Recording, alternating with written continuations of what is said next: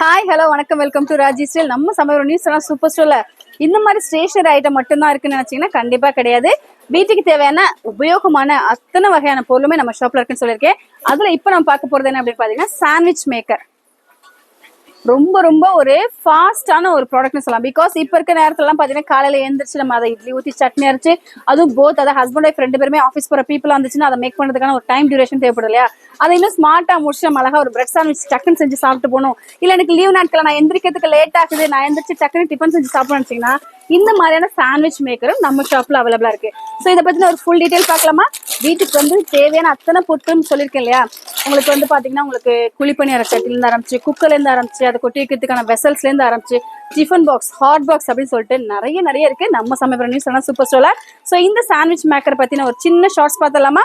Video பிடிச்சிருக்கா, பயனா இருக்குன்னு நினைச்சீங்கன்னா உங்க ஃப்ரெண்ட்ஸ் நமக்கு ஷேர் பண்ணவும் மறந்துடாங்க. பிகாஸ் நான் ஸ்டேஷன் லைன்ல இருந்து நான் ஸ்டேஷனரி மட்டுமே போடக்கூடாது இல்லையா? இன்னும் நிறைய இருக்குன்றத சொல்றது என்னோட கடமை.